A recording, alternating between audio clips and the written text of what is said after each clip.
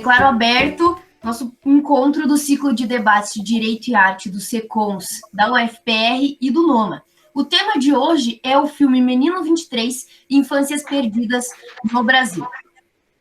Nós temos dois expositores, a advogada Laola Marinho de Oliveira, advogada, graduada em Direito pela PUC, pós-graduada em Processo Civil pela mesma instituição, pós-graduada em Direito das Famílias e Sucessões pela ABDConst, vice-presidente da Comissão de Mediação e Arbitragem da OAB de São José dos Pinhais, secretária da Comissão de Igualdade Racial da OAB Paraná e membro da Comissão de Direito Sistêmico da OAB de São José dos Pinhais. Temos também Géster Furtado, diretor teatral, professor da Rede Estadual de Ensino, fundador e coordenador do Fórum de Combate ao Racismo, de Araucária, e membro do COMPIR, Conselho Municipal de Promoção da Igualdade Racial. Temos o professor Lucas Henrique Muniz, mestre em Direito Constitucional pela Birkbeck University of London, bacharel em Direito pela Universidade Federal do Paraná e advogado.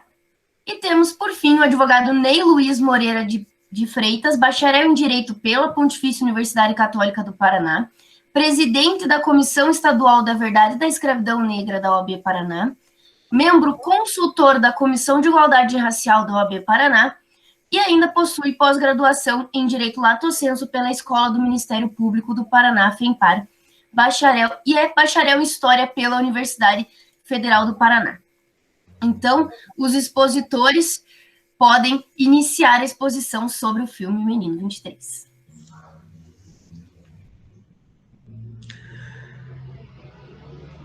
Primeiro, pela ordem, quem seria? Talvez a doutora Laola, primeiro as damas? Pode ser, sem problema nenhum.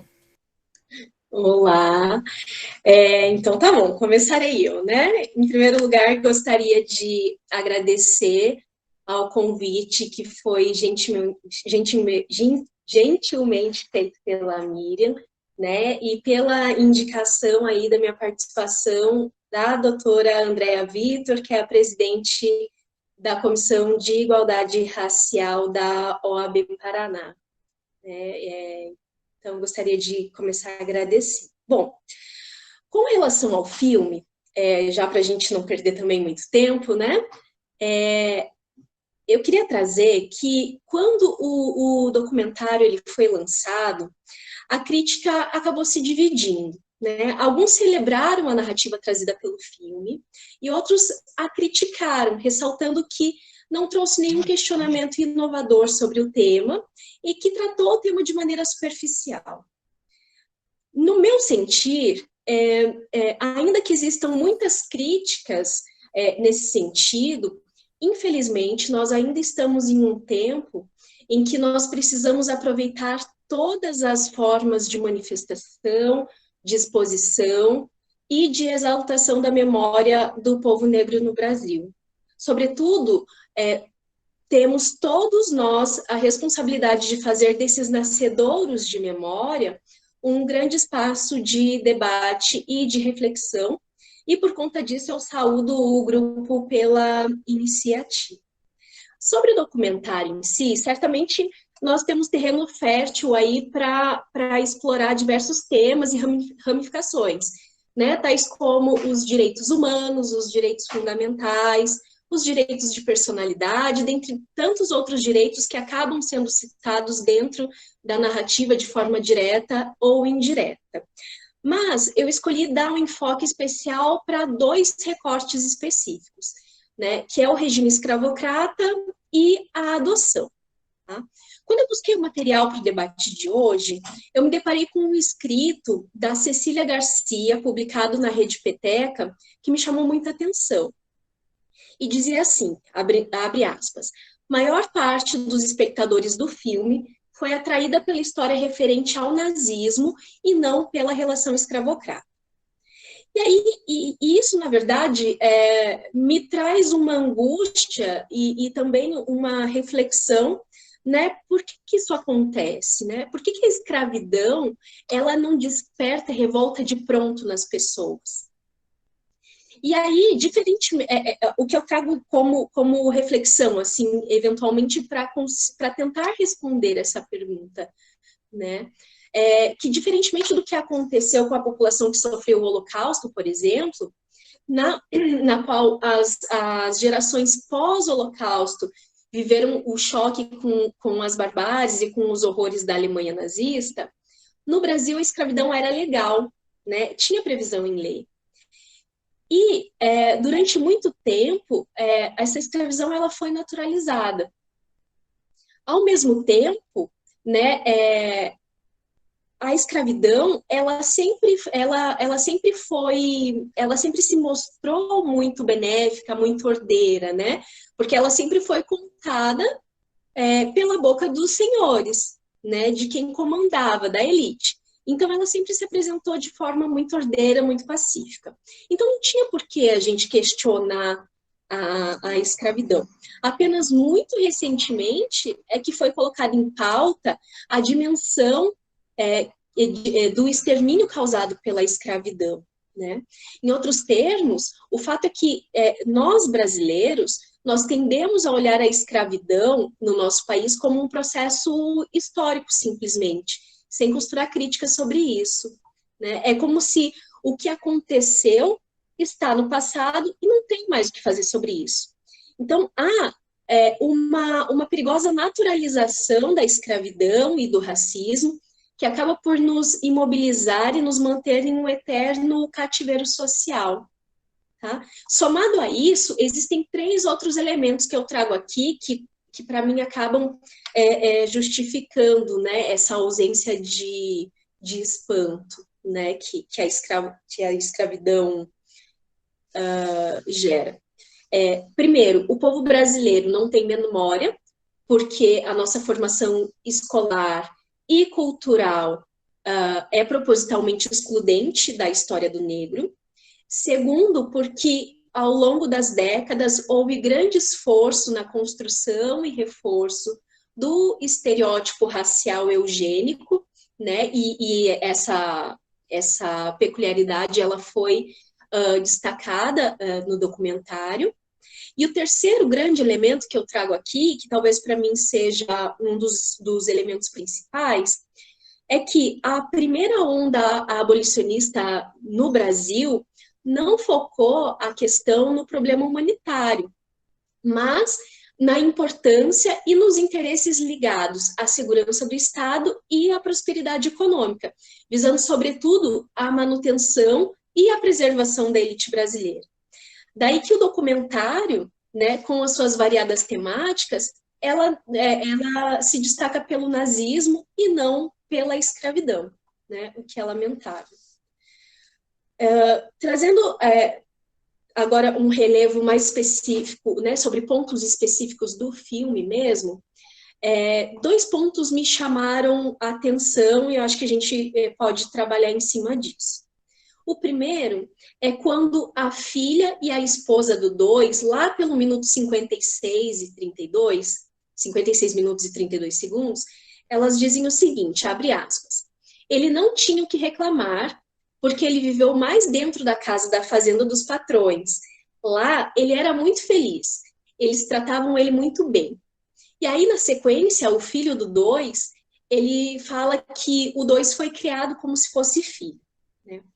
É claro que aqui o meu tempo é escasso, porque temos outras pessoas também para participar, né? Mas eu quis trazer isso e eu queria só destacar um pontinho específico, né? Que corpos negros sempre tiveram capacidade penal, né? Sempre houve punição. Apenas recentemente a gente pôde usufruir da capacidade civil, né? E ainda por cima não é uma capacidade plena, como a gente bem sabe. Né? Nesse sentido, por que o 2 não podia reclamar? Né? Já que, assumidamente pelos seus familiares, ele nunca recebeu salário e ele acabou assumindo, portanto, uma escravidão com uma roupagem diferente apenas. Né? Então, esse é o primeiro elemento que eu acho que a gente não vai conseguir trabalhar, mas, de repente, se sobrar um pouquinho de tempo, a gente pode trabalhar mais para frente. E o segundo que eu queria destacar aqui, talvez com um pouquinho mais de profundidade, se desenrola quando o senhor Aloysio diz lá pelo 1h12, ele diz assim, abre aspas, eu acreditava que eu era um homem sem futuro. A questão é que, após não ser mais interessante a manutenção daqueles meninos como escravos, né, bem como a manutenção dos ideais nazifascistas, os meninos simplesmente foram lançados à liberdade, né, sem nenhum preparo, sem que eles tenham sido dado oportunidade de aprendizado, convivência social, algum ofício. E isso levou à marginalização desses meninos. Tanto é que mais para o final do filme a gente toma consciência de que alguns acabaram morando nas ruas também, sofreram com questões de alcoolismo e etc., né? E aí, o que a gente percebe é que esse modus operandi de lançar a liberdade, né, de uma forma livre, né, não é novo. Né? A gente viu isso acontecer também com a abolição da escravatura, né? Quando em 1888 a lei simplesmente aboliu a escravidão, dizendo apenas e tão somente que a partir daquela data não havia mais escravos no Brasil, né? Sem salvaguardar nenhum direito a essas pessoas. Né? Ou seja, o momento pós-escravidão ou pós-emancipação não se preocupou com a inclusão daqueles ex-escravos nas áreas referentes à saúde, educação, habitação, né? Assim como aconteceu ali na narrativa do filme, né? O que acabou por acarretar diversos problemas estruturais e socioculturais que ainda reverberam. E mais, se a gente for verificar as leis anteriores à abolição, nós vamos ver essa tônica de desinteresse pela sorte dos escravos e dos negros por parte do Império, e a gente vai perceber que com o surgimento da República, isso não se alterou, né? E essa é uma prática que, de fato, vem sendo reiterada. Falei aqui das leis antes da abolição, né? Então, destaco aqui a Lei do Ventre Livre, por exemplo, de 1871, que estabeleceu que, a partir da sua promulgação, todo aquele nascido de escrava seria livre. No entanto, estabeleceu também que os filhos menores ficariam sob a autoridade dos proprietários das suas mães. Né? Outro exemplo é a Lei dos Sexagenários, que em 1885 concedeu a liberdade aos escravos idosos e, ao mesmo tempo, possibilitou o abandono desses idosos, né, que já haviam sido exaustivamente explorados e que, pela idade, não poderiam oferecer mais lucro. Né? Então, foi algo, sobretudo, providencial. Né? Em outros termos, o que a gente pode perceber é que a sorte dos escravos nunca compôs a preocupação dos abolicionistas, né? O que acabou por aprisionar mais uma vez os negros, já que com a abolição o negro teve a oportunidade, né, de ser livre, e se ele não conseguiu se igualar ao branco, o problema era dele, né?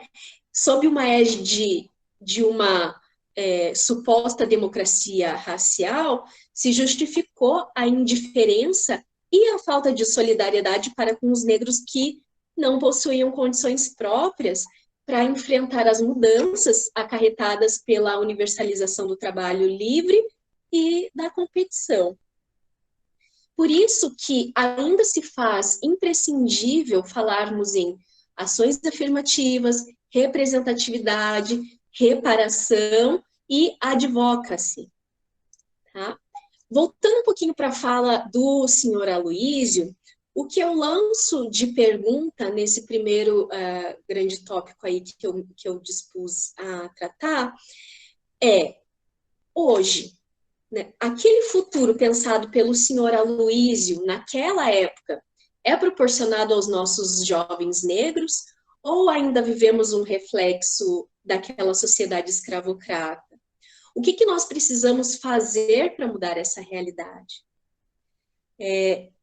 Uma segunda reflexão que eu gostaria de lançar é que o Estatuto de Igualdade Racial, esse ano, vai completar 10 anos de existência. O que efetivamente já se implementou, né? O que se tornou efetivo desse código em favor do povo negro? Né? Bom, sobre a adoção, o que nós temos é a narrativa de que, na década de 30, 50 crianças, sob a autorização de um único tutor, foram levadas à adoção. Não restou evidenciado no documentário propriamente, mas na tese desenvolvida pelo Aguilar Filho, houve menção de que o senhor Aloísio sublinhou a necessidade de entender o motivo pelo qual ele foi abandonado pela sua família no orfanato, sobretudo porque os seus documentos foram destruídos quando da sua chegada na fazenda. E aí o Aguilar esclareceu na sua tese, né, que conforme os registros encontrados, o senhor Aloísio ele chegou ao orfanato por determinação do então juizado de menores, por ausência de condições materiais da sua família para criá-lo, né? Ou seja, o Estado em nenhum momento proporcionou condições de vida ao senhor Aloísio, né? O Estado jamais se preocupou com isso e, aliás, o retirou da família, que obviamente já sofria as consequências nefastas do racismo e da escravidão, por ausência de condições econômicas, ao invés de estruturar aquela família para acender novas formas de subsistência. O que eu consigo perceber aqui é que o sistema racista, ele se retroalimenta na sua prática, né? E, então, essa foi ali, talvez seja a primeira violação sofrida diretamente pelo Estado, pelo senhor Aloísio. E aí, na sequência, consta na narrativa, segundo o próprio senhor Aloísio, que os meninos, eles foram escolhidos a dedo pelo proprietário da fazenda, o Oswaldo da Rocha Miranda, que ele conseguiu a confiança das freiras da Fundação Romão Duarte e tirou do Estado a tutela daqueles 50 meninos.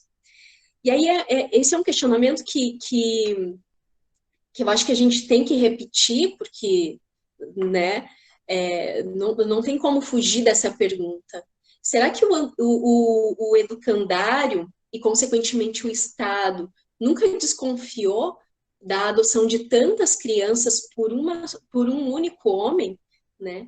Ou aquela evasão era providencial para o Estado também? Né?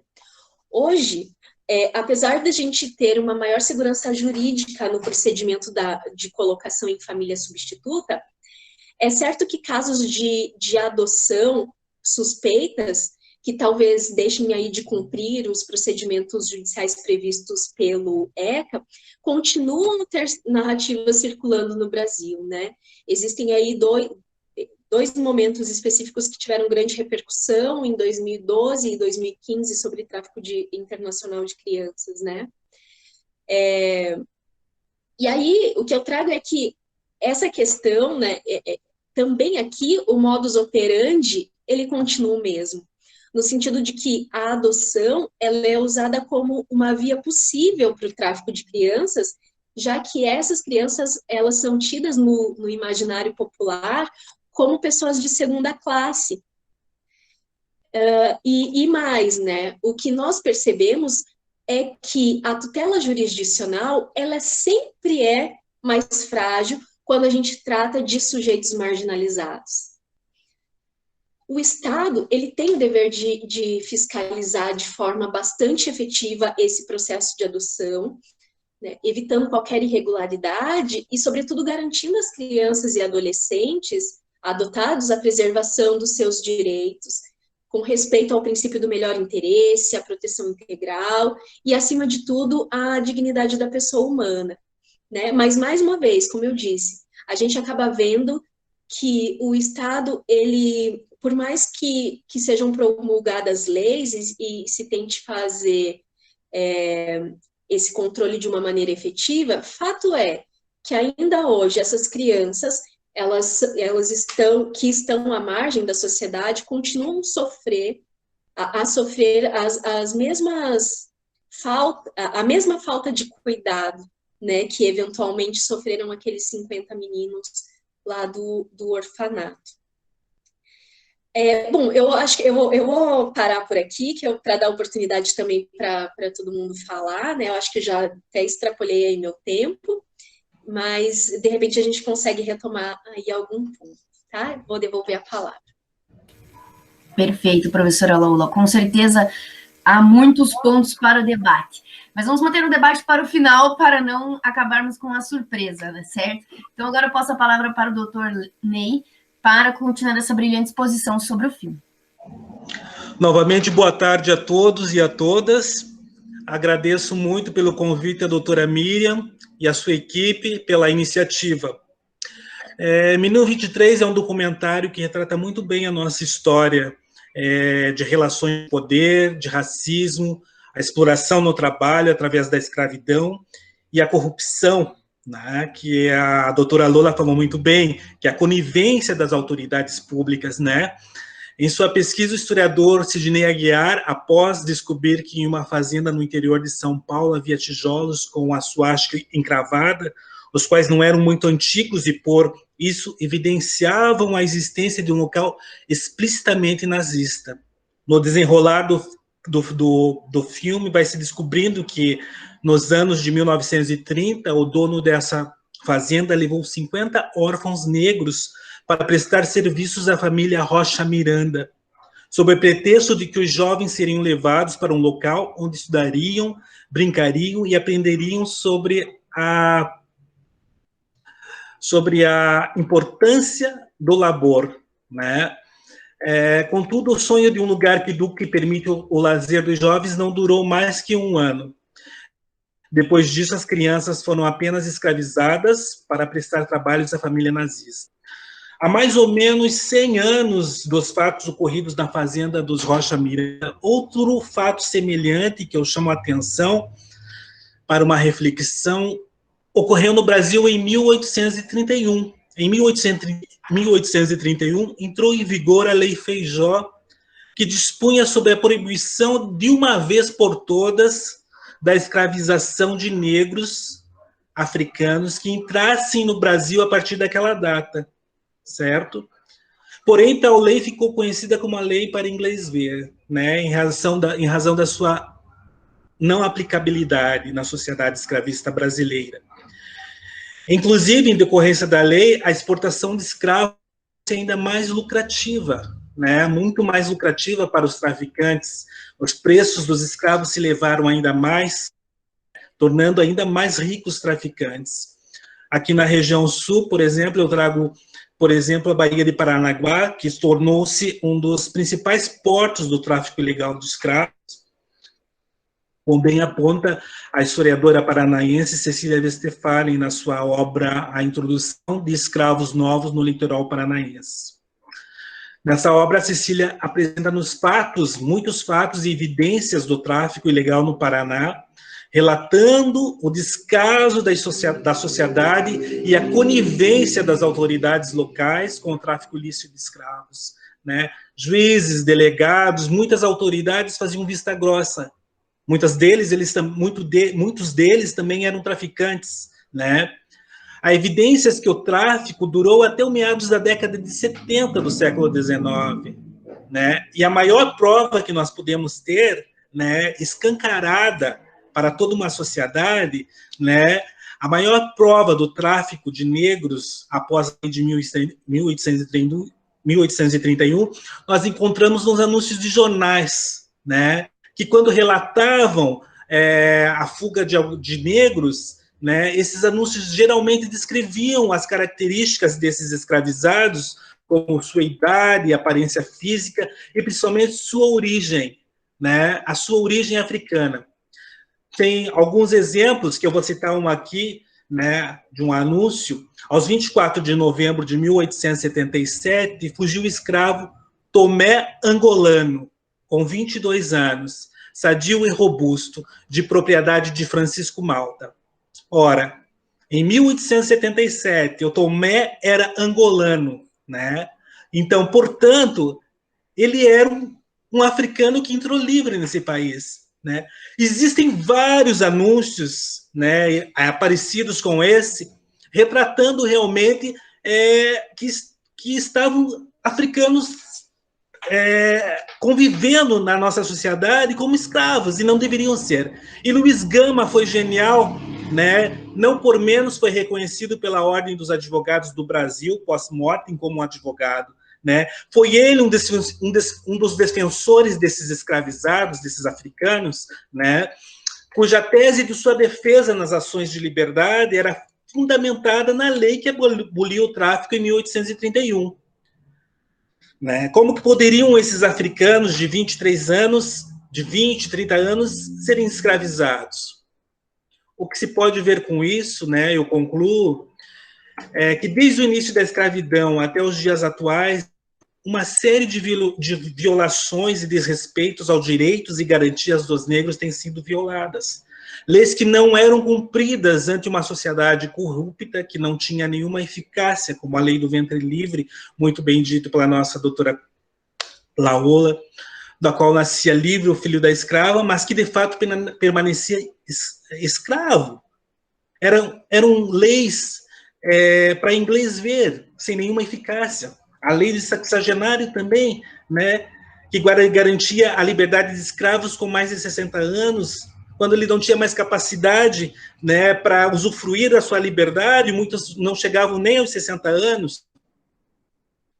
O desinteresse com os negros se manteve na medida em que, mesmo após o fim da escravidão, em 1888, sendo a última nação, a gente precisa explicitar isso também no Ocidente, né, a última nação do Ocidente a abolir, não foi criada qualquer lei ou garantia à população negra de que, após liberta, tivesse as mesmas condições de conseguir empregos e educação como cidadão brasileiro, sujeitos de direito.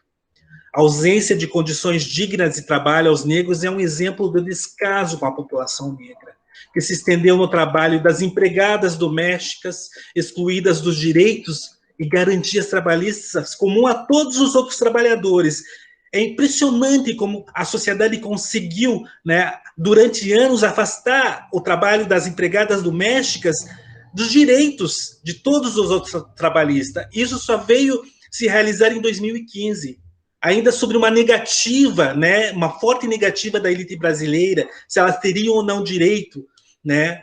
A existência do quarto da empregada, uma pequena senzala em muitos domicílios, é uma característica da nossa sociedade, que estão levando, né, os brasileiros que estão levando para Portugal agora essa nossa linda tradição, né, nas quais as empregadas domésticas vivem, dormem, se banham e são acordadas de madrugada para responder ao chamado de seus patrões, ou seja, não tinham horário, né, para trabalhar. Isso não era muito diferente do que acontecia com as negras escravas, né?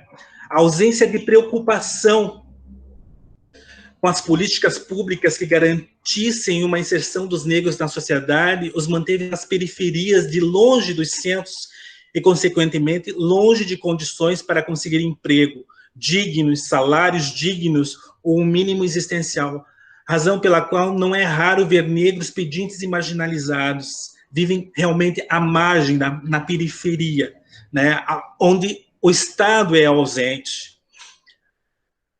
O Menino 23 fala exatamente desse contexto, né, na última nação do Ocidente a abolir a escravidão, que não surpreendentemente também é o país que mais importou negros durante toda a escravidão. A exploração do trabalho evidencia também a exploração do trabalho infantil. É um outro exemplo, que atinge crianças e adolescentes em todo o país, né, e particularmente meninas e meninos negros, que geralmente são os mais necessitados, os mais pobres. Segundo os dados do IBGE, de 2016, 2.400.000 crianças e adolescentes de 5 a 17 anos estavam em situação de trabalho infantil no Brasil. Desses, 1,7 milhão exerciam também afazeres domésticos de forma concomitantemente ao trabalho ou ao estudo. O problema afeta em especial meninas e meninos negros. Do total em trabalho infantil no Brasil, em 2016, 64,1% eram negros. Na região norte, esse percentual era ainda maior, 86,2%. Seguindo da região nordeste com 79,5% e do centro-oeste com 71,5%. No sudeste e no sul eram 58,4% e 27,9%, respectivamente. A Constituição Federal proíbe o trabalho de menores de 16 anos no Brasil. exceto na condição de aprendiz a partir dos 14 anos. A lei da aprendizagem determina que toda empresa de médio ou grande porte tenha de 5 a 15% de aprendizes entre 14 e 24 anos, considerando as funções que exijam formação profissional. Dessa forma, a lei permite que meninos e meninas que cursam a escola regular e o ensino médio tenham oportunidades de formação técnico-profissional. No entanto, em 2018, só havia 435.950 jovens registrados como aprendizes no país, ao mesmo tempo que mais de 1.700.000 de crianças e adolescentes de 4 a 17 anos estavam fora da escola, incluindo 1 milhão de adolescentes entre 15 a 17 anos. Nesse momento, realmente, de crise que vivemos, resultante da pandemia Covid, essa pode trazer muitos efeitos, né? Muitos efeitos secundários, o risco de aumento do trabalho infantil no Brasil, corremos muito risco, com as escolas fechadas para prevenir a transmissão do vírus e a pobreza acentuada, o trabalho pode parecer equivocadamente uma forma de meninas e meninos ajudarem as suas famílias. Por isso, a chefe de produção, a criança da Unicef no Brasil, a senhora Rosana Veiga, ela recomenda que nesse momento de crise é mais que necessário promovermos esforços para garantir que meninas e meninos vulneráveis retornem à escola após a pandemia. No caso dos adolescentes, para que isso seja possível, é essencial que eles consigam unir aprendizagem e trabalho protegido. O Menino 23, além de ser um excelente documentário historiográfico, nos ensina que, assim como a elite escravista, do século XIX, a família Rocha Miranda não mediu esforços para retirar negros de orfanatos e escravizá-los, sem qualquer receio de represália ou pudor, aos olhos de toda uma sociedade, e ainda por cima sendo respeitados e dando nome de ruas. Era o que eu tinha a dizer a respeito do Menino 23. Perfeito, doutor Ney. Incrível como a fala de ambos os doutores conversa, e com certeza as reflexões estão sendo de alto nível. Então, já passo a palavra de antemão ao professor Lucas para iniciar, então, os questionamentos sobre este filme, sobre as reflexões expostas. Obrigado, Miriam. Primeiramente, boa tarde. Desde já gostaria de agradecer a todos que acompanham este ciclo de debates, aos expositores, ao doutor Ney Moreira, a professora Laura Marinha, da Jéssica Furtado também, que me acompanha como debatedor, e a organização desse evento, que também me inclui, mas de qualquer forma. Como até a professora Laura salientou, o documentário ele traz realmente muitas questões referentes às relações raciais no Brasil, as repercussões da institucionalização do racismo através de políticas eugenistas, exploração do trabalho enquanto juvenil. São muitas discussões, mas a fala o que eu trago para o debate hoje vai se vincular especificamente ao entendimento e estudo da escravidão e suas repercussões no Brasil, e como esse entendimento provoca posicionamentos diferenciados quanto ao racismo hoje e da forma de resistência pelo movimento negro. Ao final do documentário, nos é apresentado dados que demonstram a dificuldade da sociedade brasileira em se auto-reconhecer racista. Indica lá que 92% da população brasileira acredita na existência do racismo no Brasil, enquanto apenas 1,3% da população se assume verdadeiramente racista.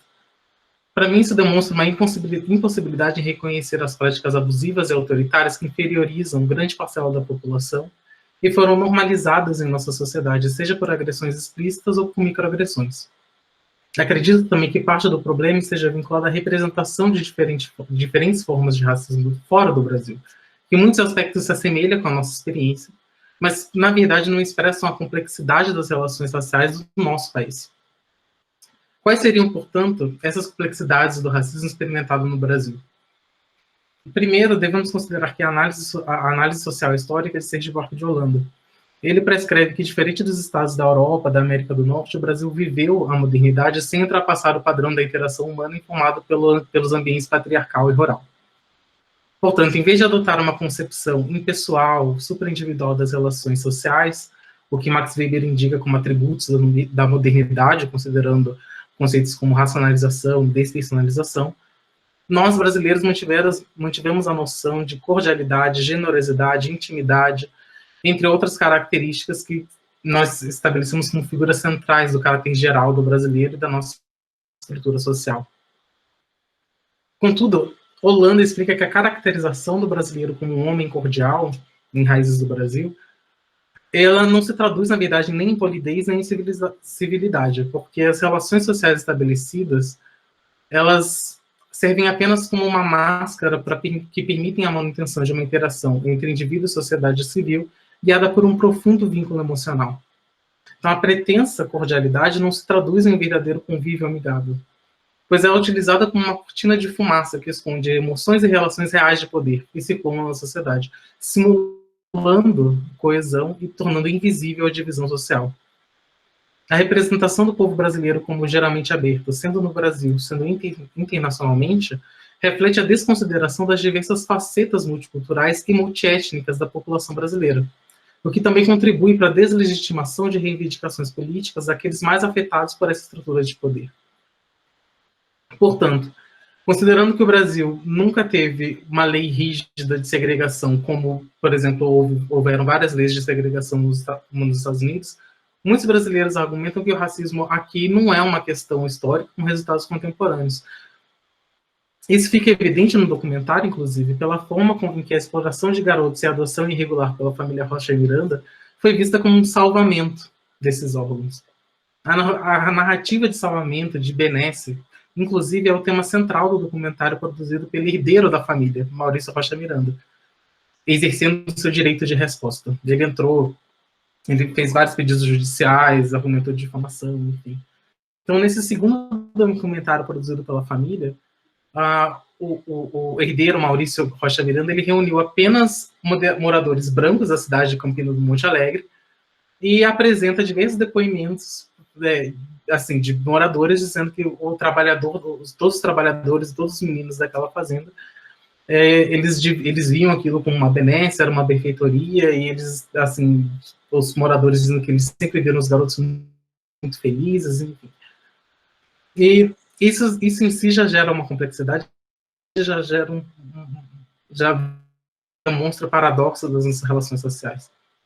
É relevante também no documentário e também na tese que a promoção houve uma fundamentação jurídica e política para a promoção das políticas públicas de higienização e eugenia.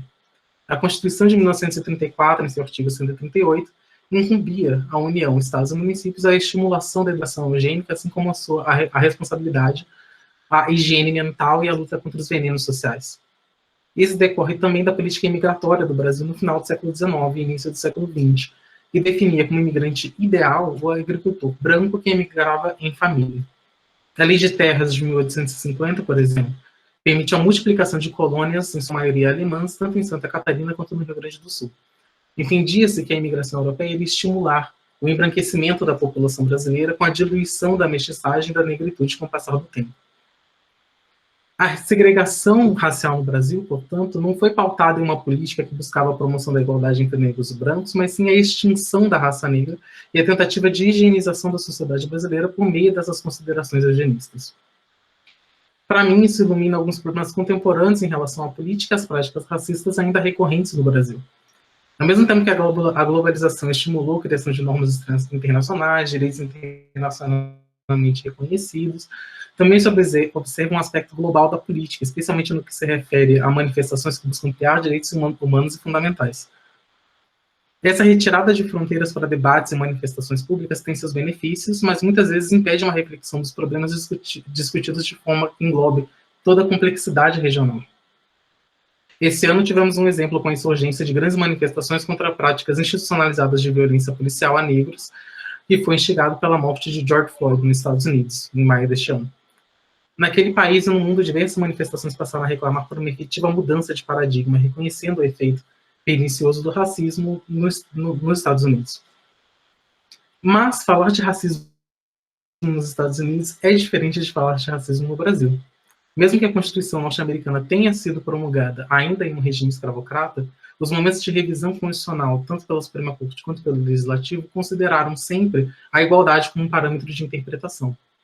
Em 1886, a Suprema Corte dos Estados Unidos decidiu pela constitucionalidade da segregação racial dos Estados Unidos, no caso Plessy versus Ferguson.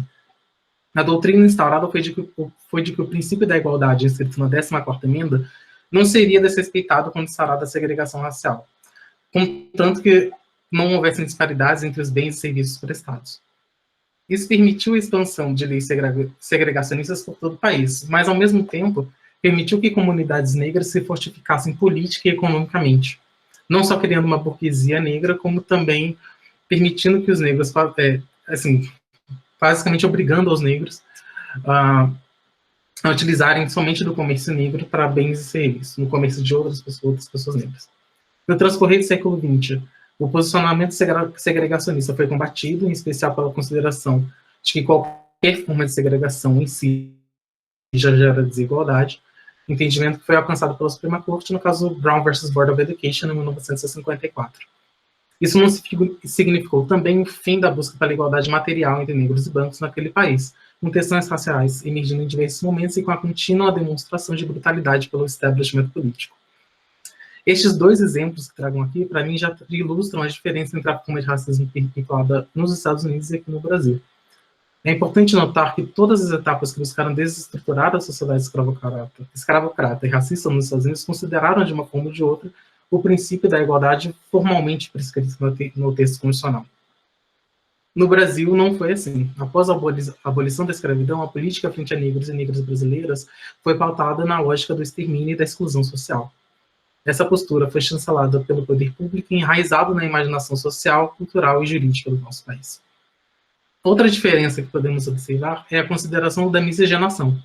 Enquanto nos Estados Unidos, muitos estados proibiram o casamento interracial, no Brasil, a miscigenação era incentivada, pois o objetivo de higienização da sociedade brasileira buscava o embranquecimento. Uma representação deste ideal se encontra na pintura de Modesto Brocos, um pintor espanhol, chamada A Redenção de Cã, produzida em 1895, enquanto um pintor lecionava na Escola Nacional de Belas Artes, aqui no Rio de Janeiro. A pintura apresenta um ideal de família brasileira, em que a matriarca negra agradece aos céus enquanto sua filha negra com pele mais clara, segundo o bebê, também negro, mas com a pele ainda mais clara, e seu genro, branco, observa de longe. Concluo, portanto, a minha fala listando algumas complexidades regionais que estão envolvidas na luta contra o racismo no Brasil e que devem ser levadas em considerações a todo momento, evitando sempre negacionismos. A tentativa de embranquecimento e higienização repercutiu uma fragmentação da identidade negra do país, assim como é um dos fatores que permitiu a instauração de pensamentos racistas perpetrados, inclusive, por negros. Acho que não há exemplo mais explícito disso que o nosso atual presidente da Fundação de Palmares, Sérgio Camargo. Há também uma diferenciação de tratamento não só entre brancos e negros, mas entre negros que possuem a pele mais clara e negros que possuem a pele mais escura. Não só isso, é assustador que a população, em geral, não enxergue com os mesmos olhos o genocídio da população negra brasileira por meio da brutalidade policial no Brasil, da mesma forma e com a mesma indignação que se observa quando há um evento racista em outros países. Eu adorei o documentário e eu acho que o Menino 23 ele realmente apresenta um estudo extenso que revela o diagnóstico das relações raciais no início do século XX, mas que também nos permite repensar o racismo no nosso contexto atual. Enfim, essas são as minhas considerações. Eu acho, assim, eu realmente analisei muito mais vinculado à questão não só do período escravocrata, mas a real institucionalização do racismo nas nossas políticas públicas no início do século XX, e como essa eugenia, como esse ambiente eugenista nos influencia, na verdade, até hoje. Com essas considerações, então, eu concluo minha fala e desde já passo a palavra para o Jester também debater. Saudar a todos e a todas, agradecer imensamente o convite, né? Ariê, que fez contato comigo, fiquei bastante lisonjeado e confesso que um pouco intimidado diante dos doutores, da doutora, mas enfim, espero dar a minha contribuição também. E queria iniciar essa análise do filme, que é um ótimo filme, na minha opinião, é mais que um filme, é um documento, a partir de um elemento que eu entendo como fundamental na nossa sociedade, que é a figura do professor, né? Na minha leitura, e parece-me óbvio, né, que é a partir da ação do professor que a gente vai chegar nesse filme. Então, essa figura que é tão desprestigiada e tão maltratada nos dias de hoje, né, professora, ele tem essa função de acionar esse gatilho, né, dos nossos alunos e alunas, e a partir desse gatilho, eles têm condições de fazer relações com o conteúdo e a sua vida pessoal, a sua vida real. Então, professores estão aí, Brasil afora, gerando filmes, gerando profissionais, gerando conhecimento, gerando esse contato, esse resgate, acesso à nossa história, e a partir disso, a gente acaba se conhecendo um pouco mais, entendendo o nosso contexto social. Então, aqui minha homenagem aos meus colegas, né? E foi a partir desse gatilho que uma aluna do professor identificou que o conteúdo abordado, que o símbolo, né, abordado em sala de aula, era o mesmo que ela havia identificado, que ela havia visto num tijolo na fazenda da família. Então a gente percebe aí essa relação e essa importância da aula, obviamente, né? E aí vem um outro elemento que é fundamental também nesse contexto racial, nesse contexto histórico brasileiro, que é justamente o tijolo, né? Olha que símbolo fantástico, né? Olha que símbolo que de alguma forma resume a nossa realidade. Nós estamos falando aqui de um racismo estrutural, de um racismo estruturado. O tijolo nada mais é do que um elemento da estrutura, um elemento dessa nossa base, né, dessa construção desse país com tantos equívocos, com tanta maldade, enfim, e que, pelos motivos que sabemos, né, escolheram aí a população negra para sequestrá-la lá em África, trazendo para o Brasil da forma que a gente conhece, e escravizando essa população aqui no nosso país. Então é importante, aí a doutora falou das críticas que esse filme também recebeu, e me parece muito óbvio que vai receber, porque ele provoca, obviamente, e ele nos faz identificar justamente isso, né, que o nosso racismo é estrutural e que a gente precisa desconstruir a estrutura. E, obviamente, não é fácil desconstruir a estrutura. Obviamente, a gente vai ser tomado por chato, por vitimista, por barulhento, né? Porque desconstruir algo que está tão bem construído vai mexer no privilégio de algumas pessoas, ou de muitas pessoas. E é natural que essas pessoas não estejam dispostas a isso, né? Mas então é bacana a gente perceber que, eu sempre comento com os meus alunos, que nós somos resultado da nossa história pessoal, da nossa história enquanto nação, enquanto país. Então não dá para a gente negar o que aconteceu antes, porque a gente corre o risco de não entender a nossa realidade, e quando assiste um filme como O Menino 23, a gente não entende o filme, ou vai achar que ele está ali de alguma forma falando sobre o nazismo, o fascismo, né? E não sendo uma denúncia do racismo que aconteceu, né, da escravização, e todas as suas consequências que aconteceu no país. Então é importante a gente ter essa consciência para entender, para aprender a ler esses signos que nos são dados, né?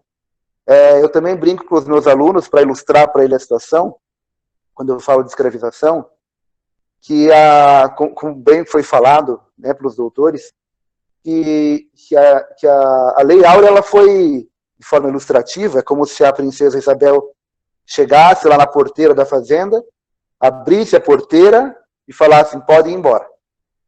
Pode ir embora sem direito a nada, sem indenização, sem nenhum tipo de reparação.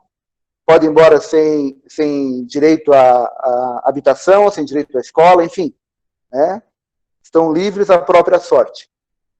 E essa população sai, de fato, né, sem direito a nada, e no momento seguinte, os doutores podem me corrigir, ou podem, enfim, a gente vai ter a lei da vadiagem, que é a lei que justamente vai punir aqueles que que não estão trabalhando, que não estão empregados, que estão perambulando por ali.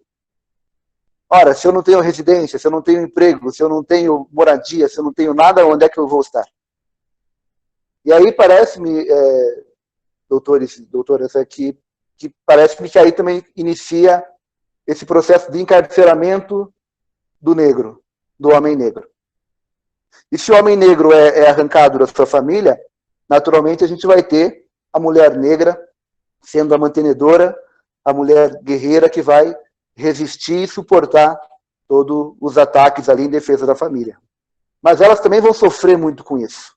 E, obviamente, a gente vai ter muitos órfãos.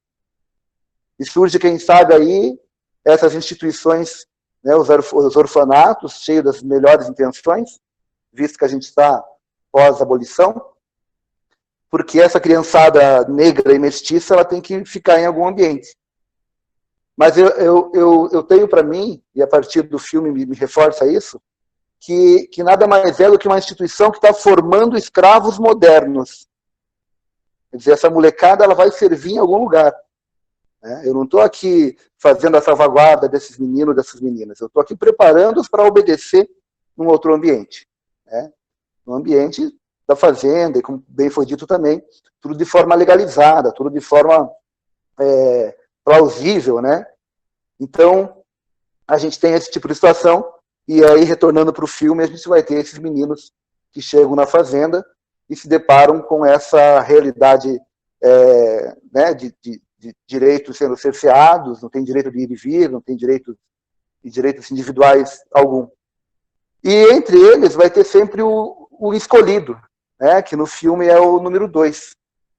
E aí, nesse paralelo, eu que trabalho com arte e teatro também, eu gosto de entender esses atores. Quem é o número 2 nos dias de hoje? Quem é o senhor Aloysio nos dias de hoje? Olha a quantidade de mágoa que esse senhor tem, que falar sobre isso machuca na carne dele. Né? Relembrar essa história faz mal para ele. Quem é essa pessoa? Quem é o senhor Aloysio quando era um jovem? E aí a gente consegue visualizar, quem sabe, o seu Aloysio nos dias de hoje, aí nas periferias, nas favelas, esse moleque que se vê distante enfim, que não tem acesso ao capital, que não tem acesso, né, ao que a sociedade que está aí mais afortunada tem. Né? E aí, obviamente, esse menino vai ser raivoso, vai se irritar, vai se incomodar com toda essa história. Né? E o Estado, que nunca atendeu esses direitos, vai gastar uma fortuna para bancar uma instituição de repressão a esses meninos, para controlar essa comunidade calma. Né? E aí a gente aprende que, pô, se você trabalhar, você vai dar certo. Trabalha, se esforça que vai dar certo. Aí os moleques olham para trás e falam, pô, mas a mãe trabalhou a vida inteira, cara. O pai trabalhou a vida inteira e a realidade não mudou. Então tem algo errado nessa informação que é passada para essa molecada. Né? E aí a gente tem uma realidade que nem sempre é das melhores. E com relação ao menino, ao 2, o 2 é esse cara cativo mesmo, né? Como também foi dito, é essa doméstica muitas vezes. Olha que legal. Eu tenho até um quartinho na casa da patroa. Né? Eu posso às vezes sentar à mesa com ela. Eu posso ir dormir na casa da patroa e posso levar o meu moleque lá, menino Miguel, né? Que sofreu essa fatalidade, na verdade, vítima desse crime. Mas para mim, quem sabe meio polêmico, mas muito mais do que o crime de negligência, ele sofreu um crime do Estado. E a gente, às vezes, parece que só está querendo que aquela senhora seja presa, né? E que ela pague, obviamente. Mas a questão é estrutural, é o tijolo que é o problema. Por que é que aquela senhora, me retratando a questão do Miguel agora, né? Por que é que aquela senhora estava em plena pandemia dentro da casa da patroa com o filho dela? Então, se a gente não se ater à estrutura, à origem desse racismo, a gente fica dando alguns giros assim e parece que a gente não consegue desconstruir. Óbvio que não é fácil, né? Eu não sei o tempo que eu tenho, não tenho muita habilidade com essas questões do tempo, mas a minha contribuição é nesse sentido, da gente conseguir entender esses personagens do filme nos dias de hoje. Né? Perceber o quanto o Estado quer calar esse professor. Esse professor não tem o direito de tá trazendo assuntos que não interessam ao Estado nesse momento. Né? E aí, de repente, né, dialogar com os doutores no sentido de que, pô, a galera que sofreu, o pessoal vítima do Holocausto alemão, houve indenização, houve reparação. Né? Esses personagens do filme, eles já existe ação de reparação. Né? Por que a população negra não foi reparada de todo o mal causado pelo Estado, uma vez que era legal, no sentido da legalidade, né? Existia a escravidão, a escravização. Então, enfim, são feridas que é importante a gente falar, né? E nesse sentido eu parabenizo a todos pela ação, por provocar esses assuntos. E basicamente é isso. Acho que é essas questões que eu queria trazer para esse diálogo tão importante. Perfeito, muito obrigada pelas palavras. Com certeza esse diálogo foi muito chocante. Queria trazer uma reflexão aqui para todos. E quando eu vi o filme, uma das coisas que mais me chocou, não uma das coisas mais chocou, mas uma das reflexões que eu fiz, inclusive com a minha mãe, que também faz parte da Comissão de Igualdade Racial, foi a questão da rua, que o doutor Ney falou, que a rua tem o nome da família, que a escola tem o nome daquela família. E casando um pouco com a fala da doutora Laola, no sentido de que por que nós agimos como se a escravidão já tivesse passado? Diferente da questão do nazismo, que tem museus, tem datas, tem a memória histórica dos cidadãos. E casando com a fala do professor Gester, veja, ao meu ver, essa escola, essa rua, em que mantém o nome das pessoas que escravizaram as pessoas negras, é o quê? É aquele tijolo ainda. É aquela construção que demonstra que a nossa sociedade não superou isso. Então, aquela estrutura, a estrutura do racismo, aquele racismo estrutural mesmo, está não só nas pessoas, nas falas, mas está nas instituições e nas coisas. E eu queria visualizar com vocês, até quem tiver a vontade para falar e tudo mais, até o Lucas que trouxe, o professor Lucas que trouxe o outro lado da questão, né, o direito de resposta, por que nós não podemos mudar o nome da escola? Por que nós não podemos mudar o nome da rua? Porque nós temos que exaltar essas pessoas. A história delas histórica, como que a gente pode lidar com isso neste momento? Então, Miriam, eu vou pensar aqui, eu gostei bastante do seu apontamento, e eu acho que é justamente isso, assim, é justamente a dificuldade que eu também tentei elaborar um pouco na minha fala. Eu acho que para a gente mudar escolas, para a gente mudar ruas, a gente primeiro tem que reconhecer os malefícios que foram feitos. Eu acho que esses malefícios são coisas que não são reconhecidas pela sociedade brasileira. A sociedade brasileira ainda abraça no número 2, como a representação do povo cordial. A sociedade brasileira ainda abraça essa ideia de que, poxa, assim, o menino Miguel, ele morreu, mas a mãe, pelo menos, ela devia estar pagando, ela estava dando trabalho para a doméstica. Sempre tem uma discussão que tenta maquiar as violências, que tenta assim, diminuir o real fato de que nós ainda vivemos um estado racista, e não só isso, mas que por conta, muitas vezes, do período escravocrata, a gente tem o sistema capitalista que nós temos. Tem um professor, inclusive, nos Estados Unidos, que faz justamente essa pesquisa. Ele vincula como o crescimento e o enriquecimento de várias nações desenvolvidas dependeu tão somente do mercado escravocrata e da exploração de toda uma parcela da sociedade. Assim, para a gente mudar isso, a gente vai precisar realmente reconhecer, assim, os malefícios e a repercussão de violências que não só são fato histórico, mas são fatos recorrentes em nossa sociedade. Então, essa já é uma grande dificuldade. Eu gostaria também de complementar, no sentido de que, para mim, por que isso acaba a gente não consegue concretizar, né, essas mudanças? Porque socialmente a gente tende a analisar a escravidão como um recorte e não como fundamento. Eu acho que é aí que está toda a questão. A partir do momento em que a gente entender que, de fato, a escravidão é fundamento da nossa sociedade, aí sim a gente vai conseguir olhar com outros olhos e conseguir colocar em prática, sim, e efetivar essas mudanças e essas políticas afirmativas, enfim, né, nesse sentido que a gente vem conversando. Eu tenho comigo que, observando a escravidão, é um problema global, é um problema de poder, de relação de poder, de subjugar o outro. O problema no Brasil, local, podemos dizer, é que a escravidão está atrelada à raça. É uma diferença de todos os outros locais no mundo, né? A nossa questão racial. Então, nós precisamos trabalhar realmente essa pedra fundamental, esse tijolo que marca a nossa história e rever realmente a nossa posição nessa sociedade, a vista grossa que nós mesmos, toda uma sociedade, participa. Nós estamos vendo realmente ações de preconceito, discriminação, ações racistas, e ficamos de braços cruzados assistindo. Eu acho que para que nós possamos realmente a mudar esse sistema, né, agir, né, e usar de todas as ferramentas que existem, né, sejam jurídicas, de movimentos e tudo mais.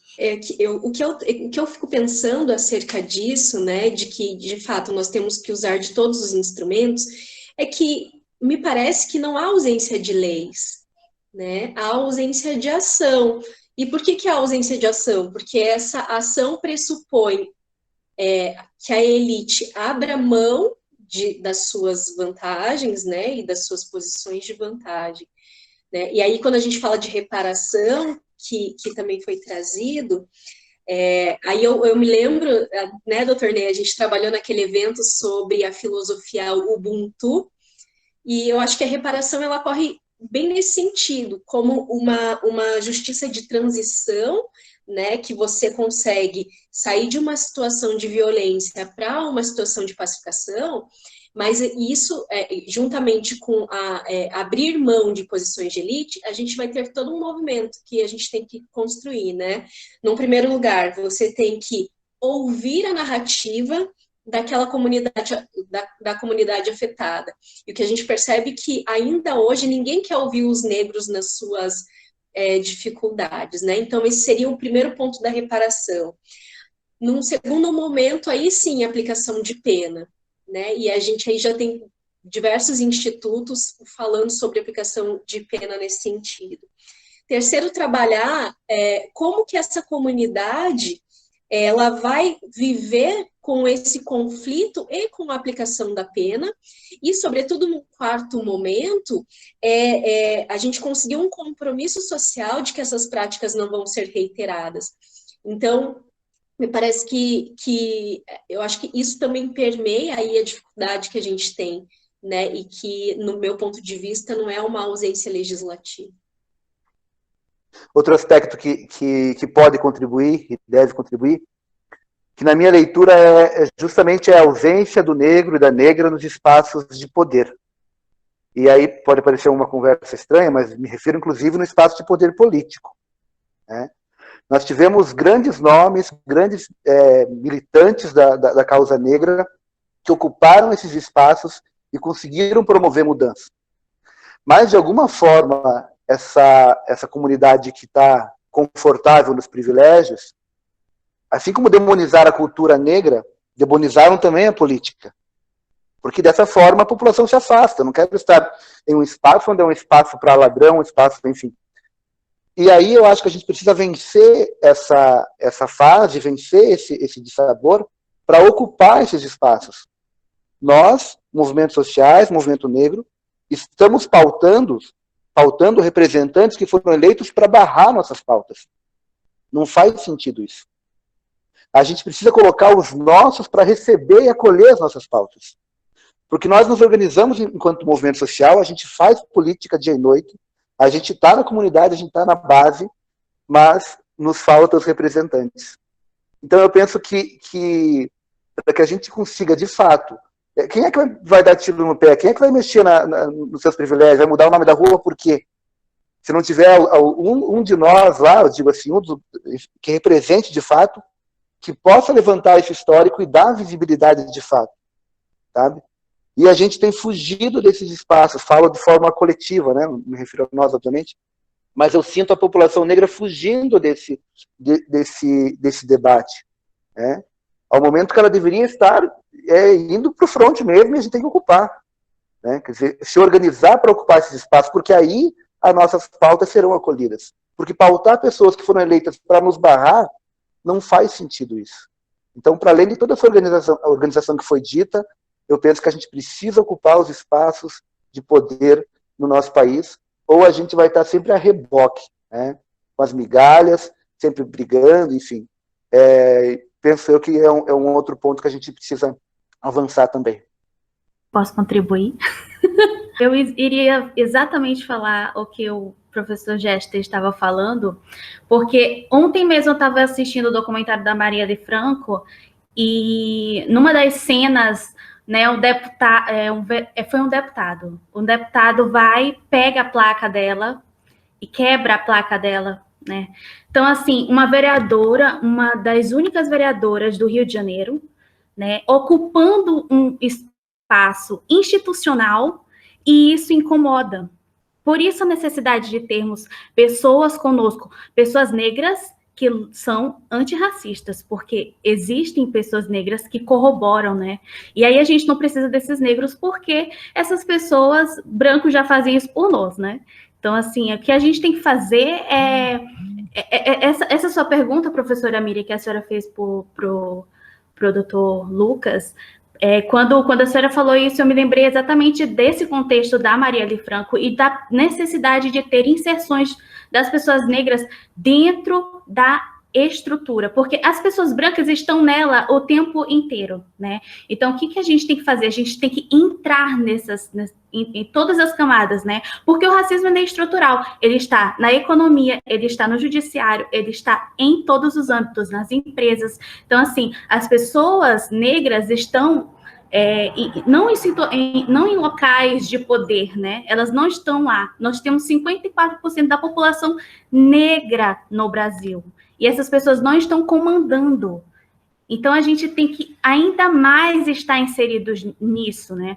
A gente teve o quê? Joaquim Barbosa no judiciário. A maioria da população carcerária são pessoas negras. E quem são os juízes que estão decidindo, que vão prender, que vão decidir sobre as nossas vidas, né? Então, eu acho que a minha reflexão é isso. O documentário, ele fala sobre o início de tudo, né? E como isso perdura, né? A questão do racismo estrutural, que ainda vivemos as mesmas problemáticas.